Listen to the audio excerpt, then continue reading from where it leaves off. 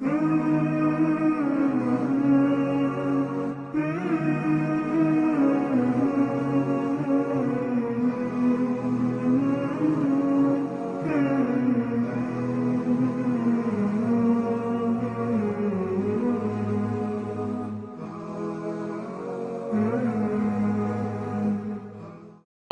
sisters in this land that we pray to welcome Ramadan. Wake up early to pray and fast. And if you're going out wearing mask, pray the Sadaqah and Zakat more. And please do not forget to feed the poor. Brothers and sisters, pray more at home. And please do not go out at room. Ramadan Mubarak. Stay home, stay safe. Masha Allah, thank you very much for that beautiful rendition. Assalamu alaikum wa rahmatullahi wa barakatuhu, and Ramadan Mubarak to you as well. Welcome to episode 4 of Iftar Insights Inside Edition. Welcome indeed. Assalamu alaikum, and glad to have you continuing to keep our company, and thank you in advance for following us online, either on Facebook or following these Ramadan Iftar Insights series vlogs on our YouTube channel as well. Remember, this is a joint production between Fuzz Events and Entertainment Limited, a digital edutainment company, and Impression Studio TT, which specializes in cinematography, videography, and photography for all of your personal and special occasions, etc. That being said, as Asma mentioned, welcome to the 4th episode. It's day 4 of Ramadan 2020 here in Trinidad and Tobago, and today we would like to shift the focus to the youngsters in particular. Now, that clip that we started with was one that was composed and shared with us by brother Ashmead and his family, the young kids that you saw in the extempo, the Ramadan extempo that started it off. And this is how they've been spending some of their time in quarantine. Brother Ashmead has been ensuring that he has utilized this time to such an extent that should he ever be able to look back on this quarantine period, he will never have a regret that he didn't spend all the time that was possible with his family and create these extremely special and cherished moments for his children that they will take with them for the rest of their lives ahead, inshallah.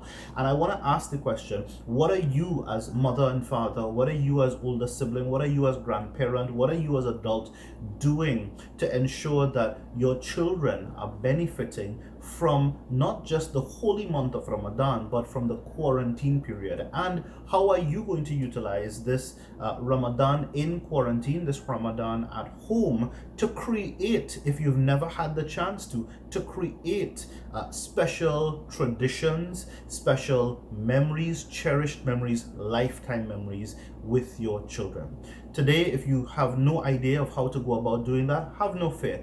Brother Ashmead Ali and his wife will take us through their routine of what they have been doing for this holy month of Ramadan, some of which is part of their family tradition on a regular month of Ramadan, and some of it has been embellished or added on because of the COVID restrictions. They now have more time to do certain things, especially during the course of the day, and he will explain as he goes along. So kids take center stage, and our narrator is not the star.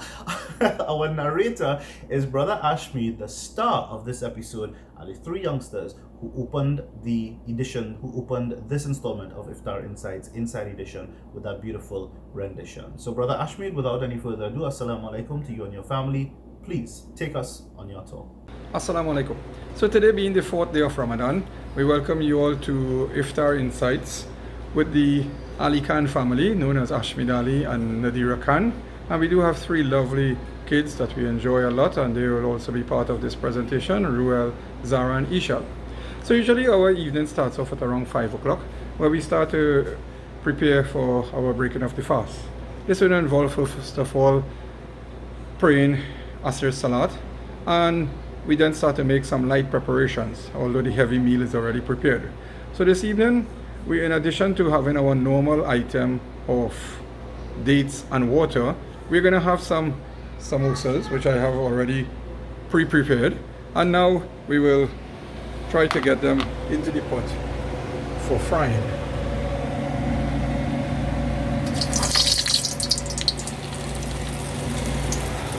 So it's a bit difficult to do both of those things at the same time. So our samosas are well on the way, and I'll try to give you a little better view of them. And today, of course, because the kids are all underage, it'll just be my wife and I that will be breaking the fast. Although we have started the kids off at some level of fasting. We have our little daughter Zara doing about 5 hours for the day already, you know, so that's very commendable, and we'll encourage them as we go along. So in the meantime, we're just going to have these samosas being prepared, and after that we will then sit around with the kids and enjoy some evening Islamic things, which will involve reading of the Holy Quran. We will be doing some hadith and also rendering a qasida also. Yummy looking samosas.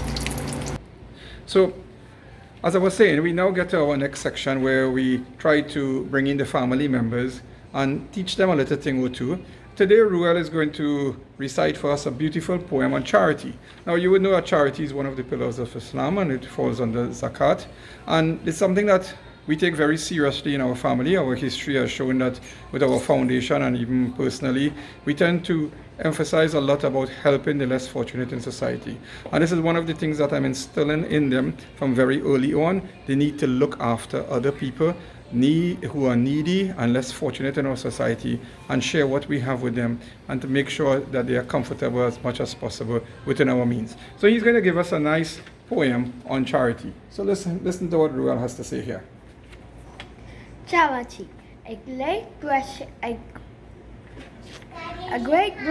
is to help the poor, those who may knock at your door. Charity can atone from all bad deeds, tells you are helping those in need. The journey of life is interesting.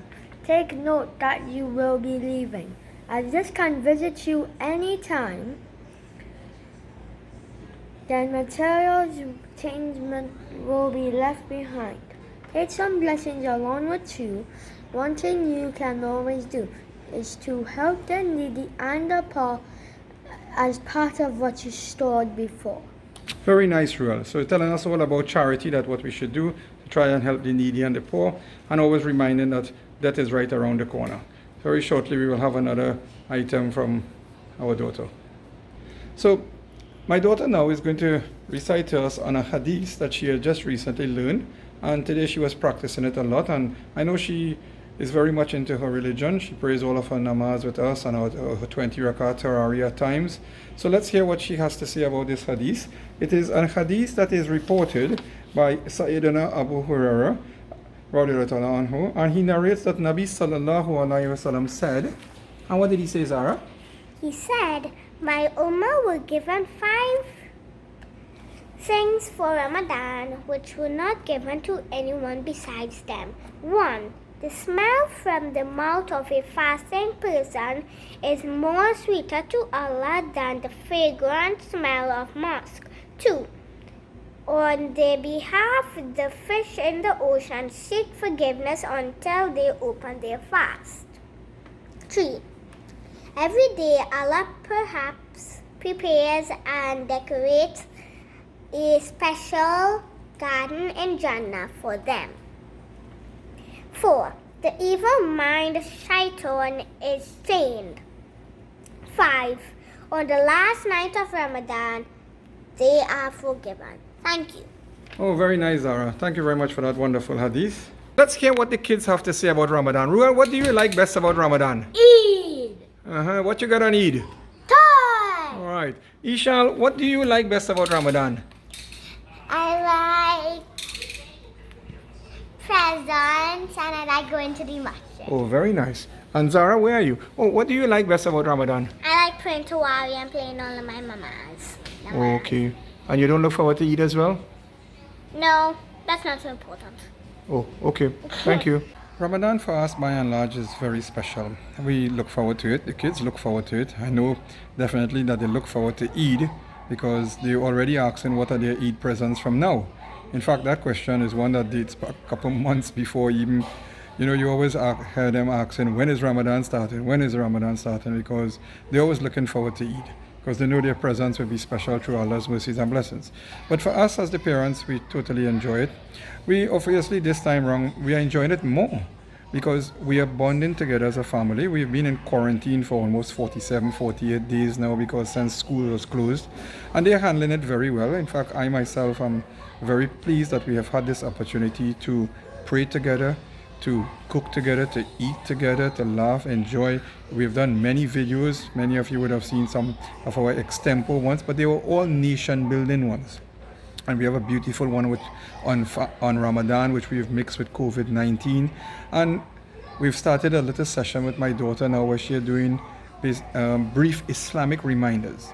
You know, some of us, and we should try and be honest, we probably don't want to listen to a whole 45-minute khutbah, but a little 30 seconds of just factual information can teach you a lot. So she's doing that, and we've sent out our first one, and hopefully we'd like to do a couple more with her. And by doing these things, I think the kids are benefiting a lot. They're getting into the habit of being brave, learning about their religion, and teaching others something that they may know that they can benefit from.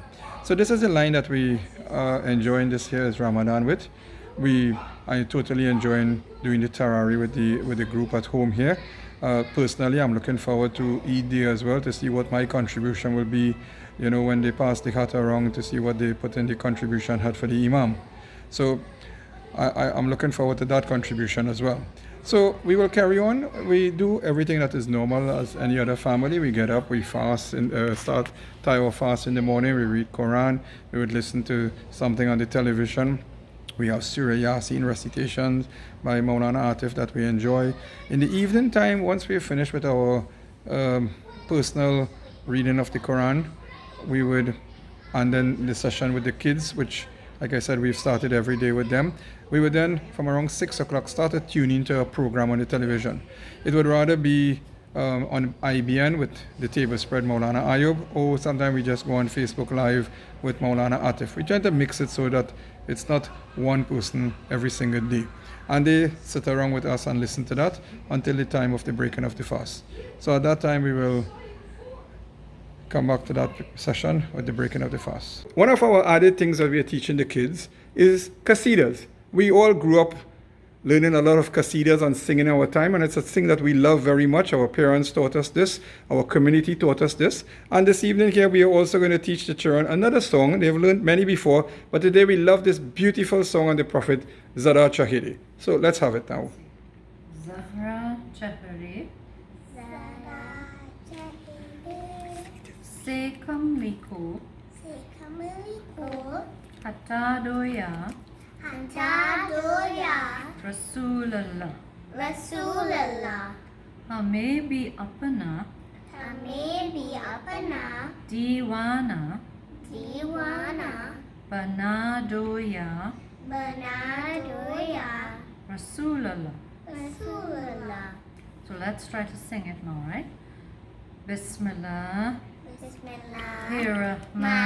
Rahim Zara chehre se kamli ko hata doya Rasulallah hame bhi apna diwana bana doya Rasulallah. Very nice. And that will go on for some time until they get it. You know, it'll take a few days well for them to get it, but hopefully we'll have the final version, Sha Allah. So one of the added things in the evening as well is we try to take up the kids in their Arabic because they are learning. So that's once again part of the mummy's job. And Ishal is here doing, and let's see how she's going. Let's see how much you remember. Alif, Ba, Ta, Ta, Jim, Ha, Ka. Very good. And let's see how Zara is doing on this side as well. Zara, mommy has to pick you up as well. Let's see how you An, Ed, Am, In, Bud, Bal Bo, Tab, But of course, as the evening drags on and the kids wear themselves out, you find that closer to the time of break of the fast is just the mommy and daddy that will be reading their Quran. So I'm making some progress. I usually try to finish as much of it, recite as much of it during this month. Already on Quran number 10 here. Before this, I'm going at a speed that is normal. Usually try to read the Quran at least twice, sometimes 3 times during this month. Someone that we should stay attached to it, and we also need to read some of the English of it so as we understand better what it's trying to tell us. So usually we are very close to the time now of breaking the fast, and like I said, we always tune into one of these programs. Today we are listening very closely to Maulana Ayub, and we are making dua with him as well. Just join us. We beg Allah subhanahu wa ta'ala to continue to bless us and guide us, and to accept our fast, and to forgive us for any wrong things we may have done during our fasting, and to accept it and to grant us that reward. So we'll now gather around the eating area, and I'll ask the kids, if you could come please, come on. Come and have something to drink and eat with us. Look, mommy has some sweets. Ooh, yummy. And the azan is being called. So raise your hands and let's make dua. And what do we say to break our fast? Say after me. Allahumma laka sumtu. Allahumma kasasum. Wa lirishtaka Walawishaka. aftartu. Asautu. Wala. Wala. For thy sake have I fasted. For thy sake I fasted. For thy sake have I fasted. For thy sake I have fasted. And now I break the fast Now I break the fast. with the food that comes from thee. The food that comes from me. From thee. And have a date. So we say Bismillah, and this has been a very interesting evening, and we're glad we had the opportunity to share it with all of you. Take care. Alhamdulillah, Jazakallah khair to brother Ashmead and his wife, as well as to the 3 beautiful children that they have been blessed with, and may Allah continue to grant you all that is well in this world and inshallah in the hereafter, and may He continue to strengthen your bond as family, and may He continue to increase you all in Iman and continue to enable you to be able to continue giving so charitably as well. I would like to take a moment to give special kudos to brother Ashmead, his wife and family, and all else who are involved in any way or capacity whatsoever with the Ashmead Foundation for the absolutely incredible work that they have been doing during this time to attempt to alleviate the burdens of the lesser fortunate, or those who are not usually amongst the lesser fortunate, but being out of work for almost a month or a month and some change now has put them in a very challenging situation. And in particular, I would like to commend the Ashmead Foundation for the manner in which they have gone about assisting people. They have only made their efforts public so that they can garner contributions from as many people as is possible, so that they in turn can positively affect the lives of as many more people as is possible. But at no point in time have they ever tried to take away the dignity of those who have been on the receiving end of their charity and or charitable acts, as in they give and nobody knows who they give to, although they do have measures in place to ensure that they're giving to the right people. They get everybody involved. So the way that it works is that he would get in touch with counselors, he would get in touch with imams, he would get in touch with the requisite people to ensure that there is some sort of a system in place to vet and verify, so that you can rest assured that all is being handled well with whatever is donated to the Ashmead Foundation. And I really want to commend him for it, because especially so, and I've made this my feelings on this very public already. I really abhor the way that a lot of charitable acts are used for PR. Now, I'm not saying again that sometimes it's not necessary for these things to be published so that you can inspire other people, or if you hold certain portfolios like you're a politician, etc., then sometimes you kind of have to publish these things because that's the nature of the job. But for the average Muslim and for the average human being, remember the golden rule that when you give, you should give so silently and secretly that what you give with your right hand, your left hand does not know. And this is Islamic principle. This is Islamic practice. It is also steeped in Christianity and all of the other faiths as well. So Jazakallah khair again, and thank you very much to Ashmead, his wife and beautiful family. Thank you for sharing these insights with us as well. And thank you, TNT and the wider world, for tuning in to today's episode of Iftar Insights Inside Edition. Just before we close, we asked yesterday for the name of this mango, and we have gotten quite so many responses, but I have to tell you that we are still none the wiser because all the responses have been conflicting. Imam Shafi from Londonville was the first to message to say that he thinks that this is a Pakistani variety of mango, something called, what was the name of it again, babe? Lorenzo or Alfonso. Yeah, he said this is a Pakistani variety called Alfonso. Somebody else messaged, Sherry, I think is her name, to say that she thinks it's a spice mango. Others messaged to say that they think it's a cross between Julie mangoes and Graham mangoes. And someone else messaged Rohan and Impression Studio to say that they think this is something called ice cream mango. So I'm still not sure what exactly the name of it is, but what I can tell you is it does taste kind of like ice cream. It melts in your mouth sort of, and it's really delicious. So alhamdulillah again to Auntie down in Rio Claro, who sent these to her daughter and in turn to us as well. Asma, you've got something that you want to share with us before we close off as well, right? I do actually. So we've been sharing with you a story every day, and we've got a story of some coconut chips. So these are sweet coconut chips, and it's a story where during this time of COVID-19 we bartered. So we have a lot of aloo plants, and a friend brought us coconut chips, and we traded our aloes for her coconut chips. So, you know, in these times you too can barter with things that you have. So if you are planting stuff, maybe you could share with your neighbor or a friend, and in turn they would share what they have with you. Thank you very much for joining us today for this episode of Iftar Insights, and we hope to see you tomorrow. Tomorrow we are taking a transatlantic journey again, inshallah. No, not transatlantic. a journey up and across the Caribbean Sea. A journey across the ocean.